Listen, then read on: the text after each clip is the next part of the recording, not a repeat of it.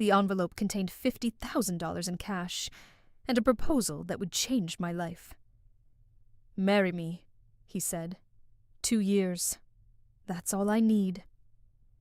I stared at the man across the cafe table. Dark, wavy hair, sharp cheekbones, an accent I couldn't quite place. Eastern European, maybe. He was handsome in an intimidating way, the kind of handsome that made me immediately suspicious. Men who looked like this didn't approach women like me with legitimate offers. There was always a catch. "You want to pay me $50,000 to marry you?" "Yes." "For a green card?" "For legal residency, yes. My work visa expires in 60 days. If I'm deported, I lose everything I've built here. My company, my employees, my entire life." He said it matter-of-factly, like he was discussing a business merger rather than asking a complete stranger to commit what was technically a federal crime. And you can't find literally anyone else to do this. Something flickered across his face. Pain, maybe, or embarrassment. "I don't have family here. My friends are all connected to my business. It would raise too many questions. I need someone outside my world. Someone who can be convincing as a wife without actually being entangled in my life." How romantic. This isn't about romance, Miss Porter. This is a business arrangement. You get $50,000 and free rent in my apartment for 2 years. I get to stay in the country. We both walk away at the end with exactly what we wanted. No strings. No complications. I should have said no. Every instinct I had screamed that this was a terrible idea, the kind of decision that seemed manageable on paper, but exploded into chaos in practice. But I was 27 years old, with $63,000 in student debt, a job that barely covered my rent, and a credit score that made landlords laugh in my face. My mother had stopped speaking to me 2 years ago, when I couldn't afford to come home for Christmas. My sister thought I was a failure. My ex-boyfriend had left me for someone with better financial stability, which was his polite way of saying someone who wasn't drowning. $50,000 was more money than I'd seen in my entire life. It was freedom. It was a fresh start. It was the chance to finally stop treading water and start swimming toward shore. What would I have to do? He leaned forward, his gray eyes meeting mine with an intensity that made my stomach flip. "Live with me. Attend occasional events as my wife. Pass an immigration interview. Maintain the appearance of a real marriage until my residency is approved. After that, we divorce quietly and go our separate ways. And you expect me to believe you won't expect other things. I'm not paying you for sex, Miss Porter. I'm paying you for your legal signature and your convincing performance. The apartment has 2 bedrooms. You'll have your own space. I work constantly and travel frequently. Most days you'll barely see me." He slid a document across the table, a contract, densely worded, and terrifyingly official. I glanced at the first page and saw more legal jargon than I'd ever encountered in my life. Take a week to think about it. Have a lawyer review it if you want. If you're interested, sign and return it to the address on the last page. If not, keep the cash in the envelope as compensation for your time today, and we'll pretend this conversation never happened. He stood, buttoning his jacket with the practiced ease of a man who had attended too many business meetings to count. I noticed his hands. Elegant, strong, with a thin scar running across the left one that disappeared beneath his sleeve. "Wait," I said. "I don't even know your name." Alexander Petrov." He gave me a smile that didn't quite reach his eyes. "But if you sign that contract, you'll be calling me Alex. That's what a wife would do." He walked out of the cafe. leaving me alone with an envelope full of cash and a decision that would haunt me for the next 2 years. I told myself I would think about it carefully, weigh the pros and cons, make a rational, adult decision based on logic rather than desperation. I signed the contract 5 days later. The wedding was nothing like I had imagined my wedding would be when I was a little girl dreaming about white dresses and flower arrangements. There was no aisle to walk down, no music swelling, no tearful family members clutching handkerchiefs. We stood in a courthouse in front of a judge who seemed bored by the whole proceeding, like she had done this 1,000 times before, and was already thinking about her lunch order. I wore a plain white dress I'd bought at a department store for $47. It didn't fit quite right in the shoulders, and there was a small stain on the hem that I hoped no one would notice. Alex wore a navy suit that probably cost more than my car, looking every inch the successful businessman he apparently was. We didn't have guests, didn't have music, didn't have vows beyond the standard legal language read in a monotone by a government employee who wanted to get to her lunch break. The whole ceremony took less than 15 minutes. When Alex slid the ring onto my finger, a simple gold band that felt heavier than it should, I felt nothing. No butterflies, no excitement, just the cold weight of a contract fulfilled. You may kiss the bride. We both hesitated. This hadn't been discussed. His eyes met mine, questioning, and I gave a tiny nod. He leaned in and pressed his lips to mine.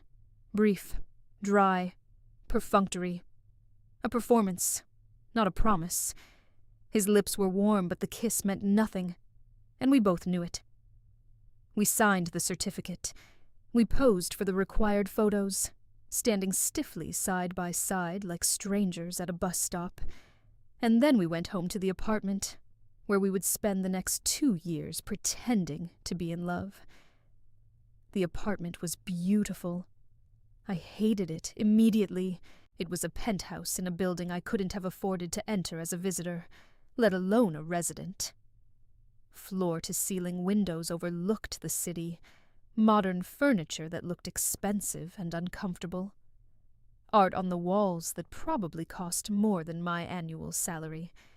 It felt like a museum, cold, untouchable, nothing like a home. "Your room is down the hall on the left," Alex said, setting down my single suitcase, everything I owned in the world, pathetically small next to the grandeur of his life. "The bathroom is shared, but I'm rarely here in the mornings. We shouldn't get in each other's way." Great. I've left a credit card on the kitchen counter for groceries and necessities. There's no limit, but I'd appreciate reasonable discretion. Sure. He nodded once, curtly. "I have a call in 10 minutes. Make yourself at home." He disappeared into his office, and I stood alone in the living room of my fake husband's apartment, wondering what the hell I had gotten myself into. The first month was exactly what I expected. Awkward. We moved around each other like strangers sharing a hostel room, careful not to intrude on each other's space. He left for work at 6:30 every morning. Before I was even awake. I went to bed by 10, before he came home from whatever late meetings occupied his evenings. On the rare occasions our schedules overlapped, we exchanged polite nods and retreated to our separate corners of the apartment. The kitchen became a minefield of unspoken negotiations. I learned that he drank his coffee black and strong, the kind of coffee that could strip paint. He learned that I needed cream and sugar, preferably enough to turn the coffee into something closer to dessert. We never drank coffee together. He kept his life meticulously organized. Shoes lined up by the door, keys always in the same bowl, towels folded in precise thirds. I was chaos incarnate. Clothes draped over chairs, books left open on counters, A perpetual mess that I could see irritated him even though he never said anything. We were two incompatible people sharing a space, counting down the days until we could be free of each other. It was lonely. Lonelier than I'd expected. I had thought living alone was the worst kind of solitude, but I was wrong. Living with someone while being completely isolated from them was somehow worse. Every night, I could hear him moving around on the other side of the wall.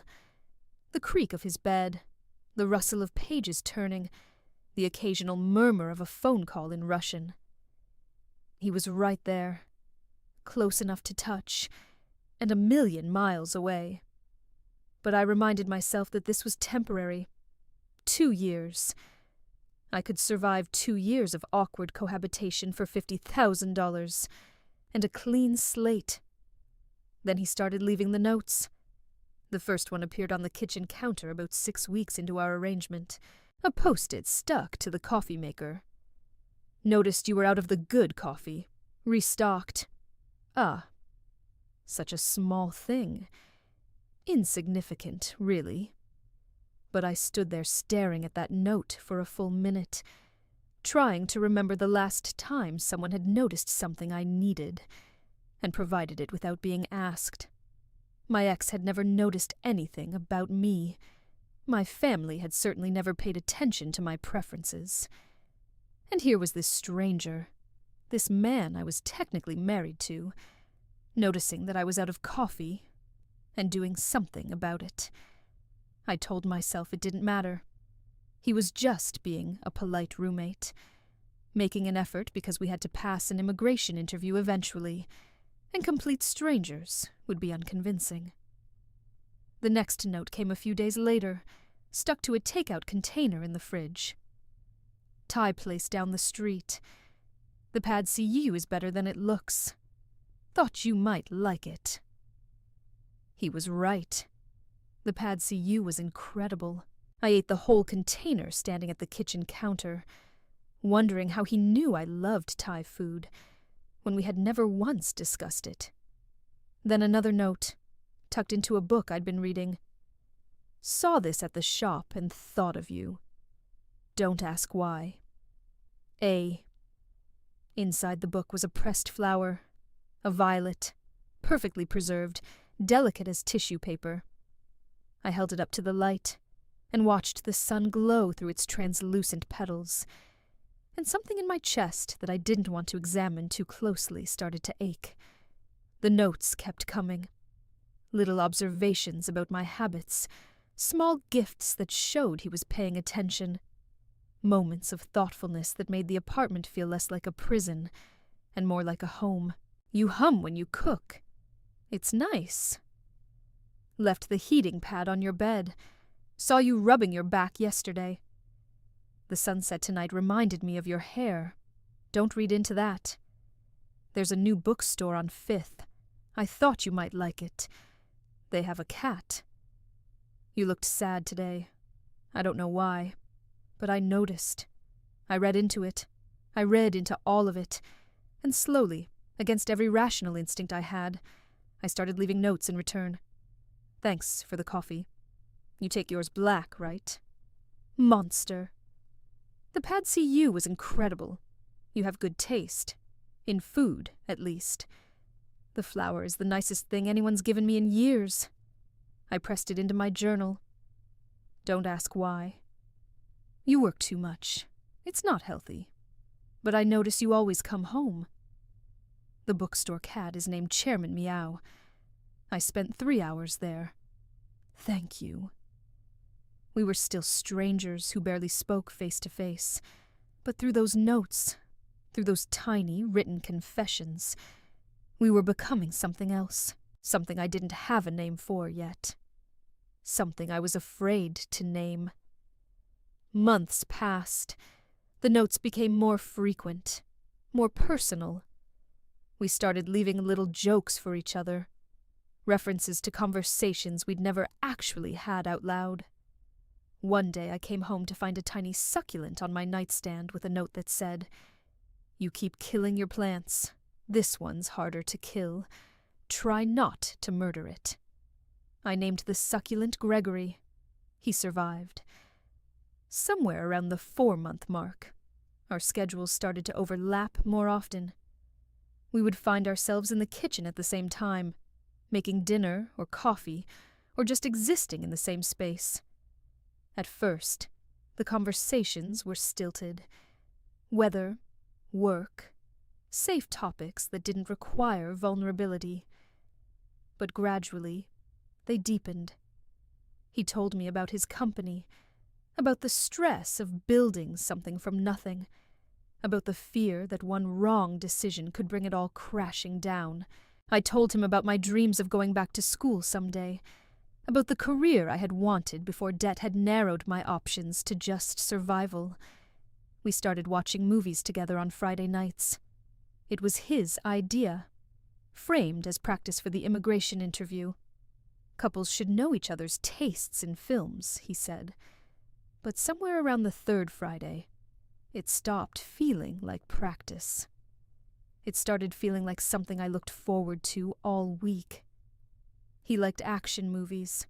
I liked romantic comedies.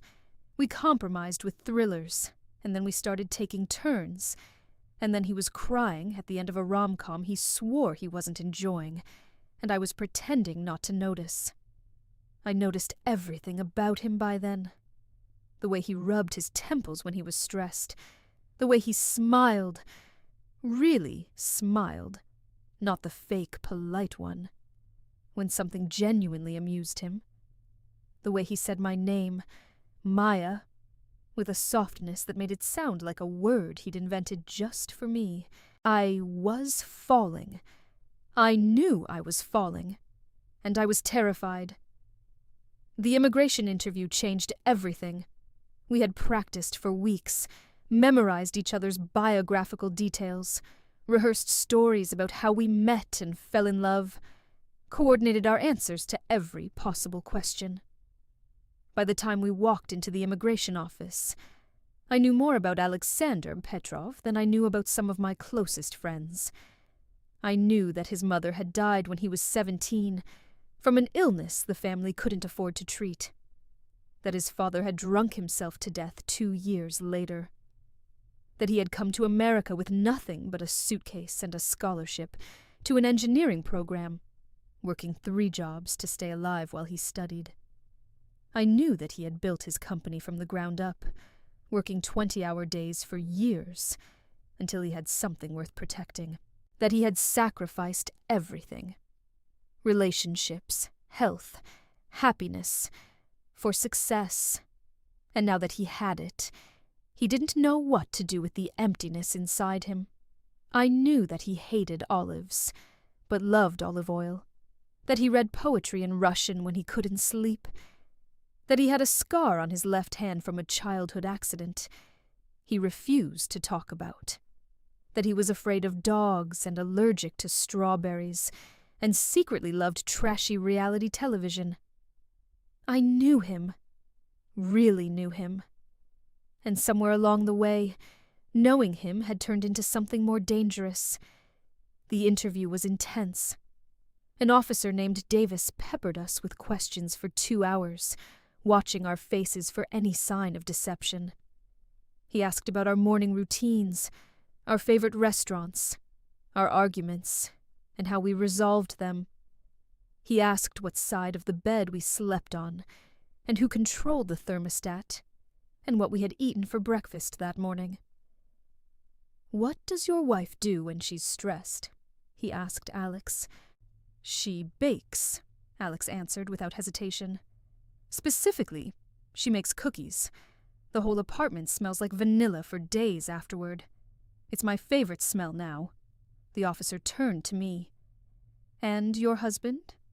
"He goes for walks," I said. "Long ones, at odd hours. Sometimes he comes back with flowers he picked from somewhere he won't tell me about. He says walking helps him think." Davis studied us for a long moment. I held my breath. "One more question," he said. "For both of you. Why did you get married?" We hadn't rehearsed this one. Not really. Our story was that we had fallen in love quickly, married impulsively, the way young people sometimes did. But it was a thin story, full of holes that a skeptical officer could easily poke through. When I opened my mouth to recite the practiced answer, what came out was something else entirely. Because he makes me feel like I matter, I heard myself say. I spent my whole life feeling invisible, like I was just background noise in everyone else's story. And then I met him, and he noticed things. Small things, stupid things, things no one else would ever care about. He paid attention to who I was. He made me feel seen. I wasn't acting anymore. I wasn't reciting a line. I was telling the truth, and the realization hit me like a punch to the stomach. I had fallen in love with my fake husband. Beside me, Alex was staring at me with an expression I couldn't read. The officer was waiting for his answer. "She asked why I married her," he said slowly, his eyes never leaving mine. "The truth is, I married her because I needed a green card. That's how it started. A business arrangement. Nothing more." My heart plummeted. Of course it was still just business to him. I was an idiot for thinking. But that's not why I want to stay married to her. His voice was rough. I want to stay married to her because she leaves me notes about how I'm a monster for drinking black coffee, because she hums off key when she thinks no one's listening, because she pressed a flower I gave her into her journal and didn't think I'd notice that she carries it everywhere. The officer was watching us with something that might have been amusement. "I didn't marry her for love," Alex continued, "but somewhere along the way, love found us anyway. And now I can't imagine my life without her in it." The room was silent. I was crying. When had I started crying? And Alex was looking at me like I was the only person in the world. Like the officer and the office and the entire city beyond had ceased to exist. "I think we're done here," Officer Davis said, closing his folder. "You'll receive notification of our decision within 6 weeks. 6 weeks. 6 weeks of uncertainty. 6 weeks of not knowing if we would be separated, if he would be deported, if everything we had built would come crashing down. But also 6 weeks of finally being honest. 6 weeks of no longer pretending that the notes were just politeness, that the glances were just friendly, that the electricity between us was just static. We walked out of that office hand in hand, and for the first time since our courthouse wedding, we didn't let go when we got home. "Did you mean it?" I asked that night. We were sitting on the couch, together, not on opposite ends, and the question had been burning in my chest for hours. "What you said in there, about loving me, did you mean it? Every word." He turned to face me, tucking a strand of hair behind my ear with a tenderness that made my breath catch. "I didn't plan to fall in love with you, Maya. It was supposed to be simple, business, temporary, but you made it impossible to stay detached. I tried so hard not to feel anything," I admitted.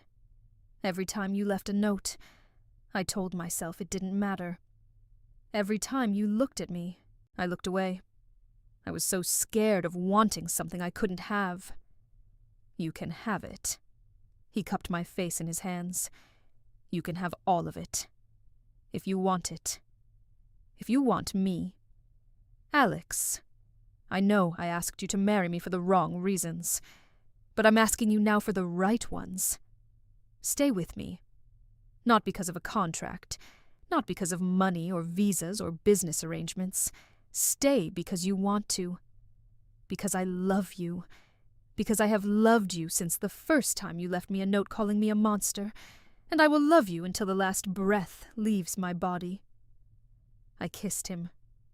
Not like the courthouse kiss, perfunctory, meaningless. This kiss was fire and relief, and months of suppressed longing, finally given permission to exist. His hands tangled in my hair, pulling me closer, and I melted into him like I'd been waiting my whole life for exactly this moment. We didn't sleep that night. We talked and kissed and talked some more, trying to make up for months of silence in a single evening. He told me about his childhood in Russia, about the poverty that had driven him to work so hard, about the loneliness of success without anyone to share it with, about how he had come to America convinced he would never let anyone close, never risk the pain of loss again, until a stranger in a cafe had looked at him with suspicious eyes and somehow stolen his heart anyway. I told him about my own struggles, the debt that had almost destroyed me, the family who had never believed in me, the way I had spent my whole life waiting for someone to see me, and never expecting anyone to try. "I see you," he said, his forehead pressed against mine. "I have always seen you. From the very first moment, when you sat across from me in that cafe looking at me like I was insane. You were asking a stranger to marry you. You were insane. The sanest decision I ever made." He kissed me again. "The only decision that brought me you." The approval letter came 4 weeks later. We were eating breakfast when the email arrived, both of us at the same table now, sharing coffee and toast in the easy domesticity that had become our new normal. Alex looked at his phone, went very still, and then looked up at me with an expression I couldn't read. "It's approved," he said. "My residency. It's approved." I should have been happy. This was what we had worked for, what we had pretended for, what we had sacrificed for. Instead, I felt sick, because the approval meant the contract was fulfilled. The 2 years weren't up yet, but the goal had been achieved. There was no legal reason for us to stay married anymore. The deal was complete. "So," I said carefully, my coffee suddenly tasteless, "what happens now?" He set down his phone. "What do you want to happen? I asked you first. Maya." He reached across the table and took my hand.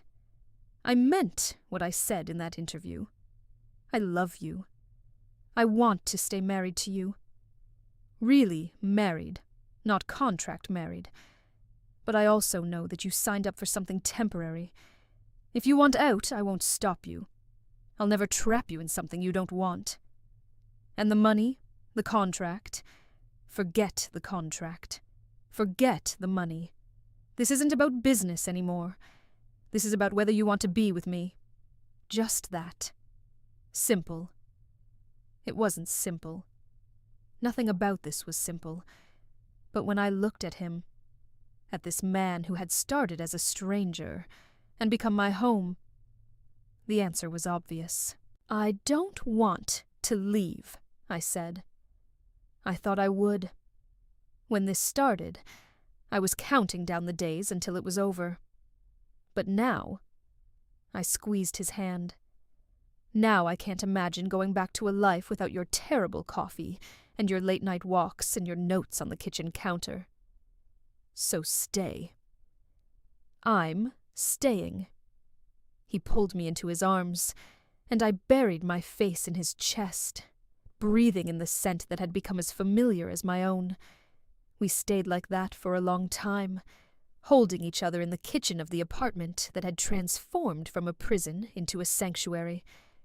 But fate, as always, had other plans. 3 months later, the second letter arrived. A routine review, it said. Additional documentation required.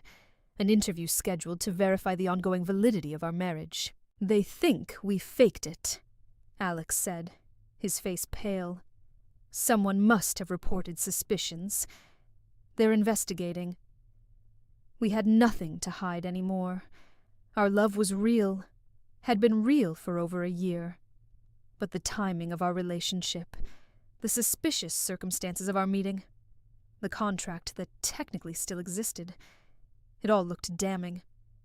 On paper, we looked like exactly what we had started as, a fraud. If they don't believe us, I said slowly, what happens? Fraud charges, deportation, criminal record for both of us. He ran a hand through his hair. Maya, I'm so sorry. I never should have involved you in this. If I had known. Stop. I took his face in my hands, forcing him to look at me. We're in this together. Whatever happens, we face it together. That's what marriage means, right? Right. He kissed my palms. Together. The second interview was brutal. They separated us into different rooms, asked the same questions over and over, looked for inconsistencies in our stories. They brought up the contract, which they had somehow obtained, and demanded to know if our marriage was legitimate. Yes, I said firmly. What started as an arrangement became real. We fell in love. That's the truth. And you expect us to believe that? I expect you to see it. I leaned forward. Look at the timeline. Look at our bank accounts. Look at our social media. We've been living as a real married couple for over a year. We go grocery shopping together. We have inside jokes. We finish each other's sentences. Whatever this started as, it's not that anymore. It's real. It's the most real thing I've ever had. They kept us waiting for 3 hours after the interviews ended. 3 hours of sitting in a sterile government hallway, holding hands so tight our knuckles went white, preparing for the worst. When the officer finally emerged, his expression was unreadable. "Mr. and Mrs. Petrov," he said, "after careful review of your case, we have determined that while your marriage originated under unusual circumstances, there is sufficient evidence that it has evolved into a legitimate relationship. Your file will be closed. No further action will be taken." I burst into tears. Alex pulled me into his arms, laughing and crying at the same time. "We're okay," he murmured into my hair. "We made it. We're okay." We were more than okay. We were finally, truly free. That was 2 years ago. Now we live in a house we bought together, our first real home, with a garden where Alex picks flowers for me every morning, and a kitchen where I bake cookies whenever life gets stressful. The notes still appear sometimes, stuck to the bathroom mirror or tucked into my lunch bag. Little reminders that he's still paying attention. We renewed our vows last spring, a proper ceremony this time with friends and family, and a dress that made Alex cry when he saw me walking down the aisle. We wrote our own vows, and his made me sob in front of everyone. "I asked you to marry me for $50,000 and a green card," he said. "You said yes because you were desperate. Neither of us was looking for love. We were both running from something. Me from deportation, you from debt.